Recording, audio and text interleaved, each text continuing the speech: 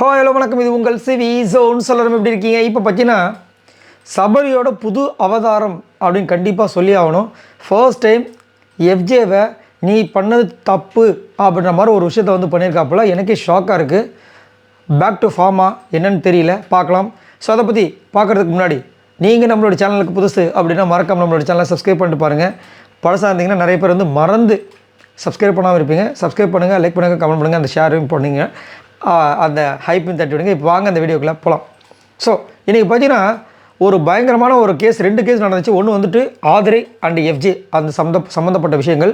ஆனால் எஃப்ஜே வந்து என்ன பிளான் பண்ணிட்டாங்கன்னா, எஃப்ஜேவும் விக்ரமுக்கு தெரியும் இது சென்சிட்டிவ் கேஸு, இது கண்டிப்பாக ஓப்பன் பண்ணால் எஃப்ஜேக்கு செம்மடி விழுகும், விக்ரமுக்கு அது வந்து செம்மையாக இது ப்ராப்ளம் வரும்.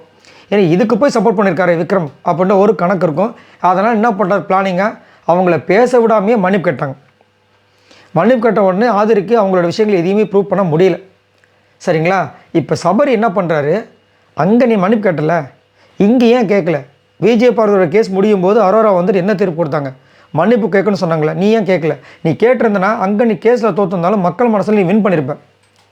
அது ஏன் பண்ணலன்னு கேட்குறாரு. எனக்கு ஷாக்காக இருக்குது. சபரி தானு சொல்லிட்டு ஒரு வாட்டி நான் கிளி பார்க்குறேன். அவரே இல்லை என்ன, ஆமாம் வலிக்குது சபரி தான். ஏன்னா இந்த சபரி தான் நான் எதிர்பார்த்தேன். ஃப்ரம் வீக் ஃபஸ்ட்லாம் பார்த்தீங்கன்னா உண்மையிலே சொல்லப்போனால் என்னுடைய மனசை கவர்ந்த ஃபஸ்ட்டு நபர் அப்படின்னு பார்த்தீங்கன்னா சபரி, அதுக்கப்புறம் ஆதிரை. ஏன்னா 2 பேரும் பயங்கரமாக பண்ணாங்க. குறிப்பாக பார்த்தீங்கன்னா எங்கே தப்பு நடந்தாலும் நம்பால் வந்துடுவாப்புல சபரி வந்து சூப்பராக வந்து கொஸ்டின்லாம் கேட்பார், செம்ம மாசாக இருக்கும். அதே மாதிரி இது வரைக்கும் பார்த்தீங்கன்னா பெருசாக அடி வாங்காத ஒரு நபர்னால் கண்டிப்பாக சபரியை சொல்லலாம். அதாவது விஜய் பார்வதி விஷயத்தை தவிர்த்து பெண்கள் விஷயத்தில் எதுலேயும் மாட்டாமல், கெட்ட வார்த்தைகள் யூஸ் பண்ணாமல் கரெக்டாக க்ளீனாக இருக்கார். என்ன டாஸ்க்கு கொஞ்சம் ஏழகுடமாக போயிட்டுருக்குது. அதேமாதிரி இந்த பாச பிணைப்பில் மாட்டிட்டு முடிச்சிட்ருக்காப்புல. மற்றபடி அவர் மேலே பெருசாக குறைகள் சொல்லவே முடியாது. டாஸ்க்லாம் கொஞ்சம் அதான் டாஸ்க்கில் ஏழகுடமாக தான் போயிட்டுருக்கு. பெருசாக எல்லாம் டம்மி மிச்சராக இருக்கார். ஆனால் நல்ல மனுஷன், வெளியில் அவ்வளோ நல்ல விஷயங்கள் பண்ணியிருக்காப்புல. இவருக்காக வந்துட்டு உண்மையான அன்பு உள்ளங்கள். சரிங்களா? அதேமாதிரி நிறைய பேருக்கு படிப்பு செலவுக்கு உதவுறாரு, நிறைய விஷயங்கள் பண்ணுறாரு. ஏன் உள்ளே வந்து இந்த மாதிரி மாட்டிட்டார்னு நினச்சேன். இன்றைக்கி ஒரு விஷயம் எனக்கு ரொம்ப பிடிச்ச மாதிரி பண்ணியிருக்காரு, ரொம்ப ஹாப்பியாக இருக்குது. எஃப்ஜே உட்கார வச்சு நீ அங்கே பண்ணியிருக்கணும், சாரி கேட்டிருக்கணும். அதே மாதிரி அந்த கேஸ் முடிஞ்சதுக்கப்புறமா அங்கே ஒரு ஆட்டிடியூட் காமிச்ச பற்றியா, அது பண்ணியிருக்கக்கூடாதுன்றார். சூப்பராக இருக்குது. இவ்வளவு தான். இந்த கேமை ஸ்மார்ட்டாக ப்ளே பண்ணாவே போதும், சபரி சூப்பராக வெளியே வந்துடுவார். எனக்கு ரொம்ப பிடிச்சிருந்தது. இதை கேட்கறதுக்காக எவ்வளோ நாள் எடுத்த நீ, இதெல்லாம் முன்னாடி நீ கேட்டிருந்தா நான் எங்கேயும் வந்திருப்பியா, டைட்டில் வினர் கூட உன் பேச்சு அடிபட்டிருக்குமேன்ற மாதிரி இருந்துச்சு. நீ அந்த இடத்துல கேட்டிருக்கணும், மன்னிப்பும் பண்ணியிருக்கணும். அதே மாதிரி ஆட்டிடியூட் அங்கே காமிச்சிருக்கக்கூடாது. அது ஏன் நீ பண்ணுறேன்னா, அவர் வந்துட்டு உங்களுக்கு தெரியும் எஃப்ஜே அவங்க 8ஆம் கிளாஸ் என்ன சொல்கிறாங்க, அது மட்டும் தப்பு இல்லையா, நீங்கள் அதெல்லாம் கேட்க மாட்டீங்களே. ஏன்டா 8ஆம் கிளாஸ் சொன்னதுக்கு எதுக்கு சமமான மாதிரி அவர் கேட்குறாரு. அது சொன்னாங்க சரி, நீ அந்த இடத்துல பண்ணியிருக்கக்கூடாது.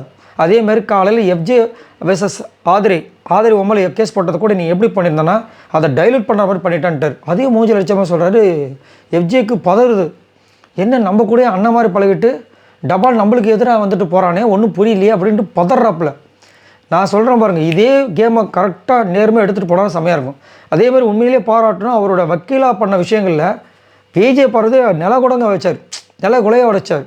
ரொம்ப அப்படியே அவர் கேட்குற கேள்வி டப்பு பண்ணும்போது விஜய் பார்வதி ஒரு இடத்துல டென்ஷன் ஆகிட்டாங்க. விஜய் பார்வதி எப்படி பாயிண்ட்டாக பேச உங்களுக்கே தெரியும். அவங்களே வந்து மடக்கிறாரு. நான் தான் சொன்னேன்ல, இந்த வார டாஸ்கில் கரெக்டாக யூட்டிலைஸ் பண்ணால் இது சபரியோட வாரமாக அமையும். சபரியை காப்பாற்றுறதுக்குனா கூட ஒரு டைட்டில் போட்டு சபரியை காப்பாற்றுறதுக்காக, சபரிக்கு நிறைய ஓட்ஸ் வர்றதுக்காக தான் இந்த டாஸ்க் வச்சுருக்காங்கன்னு. ஆனால் என்ன ஒன்று, அவரை வந்து நம்பி யாருமே வந்துட்டு வக்கீலாக எடுத்துக்க மாட்டாங்க. அதுதான் கொடுமை. என்னென்னா திடீர்னு பற்றி காமெடி பண்ணிடுறாரு, அந்த ஒரு விஷயம். ஆனால் அங்கே இருந்து நீ வந்து சாரி கேட்டுரு, ஆல்ரெடி நீ வந்து சாரி கேட்டேன்னு சொல்கிற, அதே விஷயத்தை இங்கேயும் பண்ணிட்டேன்னு சொல்லிட்டு அங்கேயே இது இன்சிஸ்ட் பண்ணார் நம்ம எஃப்ஜேக்கு. ஆனால் இவர் வந்து அந்த ஒரு திமிர்னு ஒன்று இருக்கும்ல, ஒரு ஆணவம், அந்த ஒரு விஷயத்தில் அதே மாதிரி அவர் என்ன சொல்ல வர்றேன்னா, அந்த பொண்ணு விஜய் பார்வதி ஈகோவில் போட்டிருக்கா, அவன் முன்னாடி நான் சாரி கேட்கணுமா, என்னால் முடியாது. இப்போ என்ன ஆகிடுச்சுன்னா அது கோர்ட் அவமதிப்பாக மாறிடுச்சு. அதை அவர் பண்ணியிருக்கக்கூடாது. ஏன்னா அது கோர்ட்டு இதெல்லாம் வந்து கரெக்டாக மெயின்டைன் பண்ணணும்னு பிக் பாஸ் சொன்னதுக்கப்புறமா அங்கே வந்து அந்த கோர்ட்டாக நீங்கள் பாவிச்சு கோர்ட்டுக்கு என்ன மரியாதை கொடுக்குமோ அதை கொடுத்துடணும். அதே நேரத்தில் அந்த இடத்துல வந்து அந்த மாதிரி நடந்திருக்கக்கூடாது. கண்டிப்பாக வந்து இதுக்கு விஜய் சேதுபதி அவர்கள் வச்சு செய்கிறதுக்கு வாய்ப்புகள் இருக்குது. அதே மாதிரி சபரியை பாராட்டுறதுக்கும் வாய்ப்புகள் இருக்குது. இந்த மாதிரி வந்துட்டு பண்ணால் தான் எனக்கு ரொம்ப ஹாப்பியாக இருக்கும். ஏன்னா இந்த வாரம் கண்டிப்பாக சபரி போயிடுவார்னு நினச்சேன் முன்னாடி. பட் ஆனால் ஓட்ஸ்லாம் பார்த்தீங்கன்னா தாறுமாறாக வந்துட்டுருக்கு.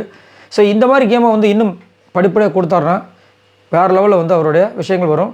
அதுவும் இல்லாமல் கூட இருந்த எஃப்ஜேவை தட்டி கட்ட பார்த்தீங்களா, அது சம மாதம் இருந்துச்சு. பார்க்கலாம் இதுக்கப்புறமா என்னென்ன பண்ணுறாங்க அப்படின்ட்டு. ஸோ உங்களோட கருத்துக்களை சொல்லுங்கள்.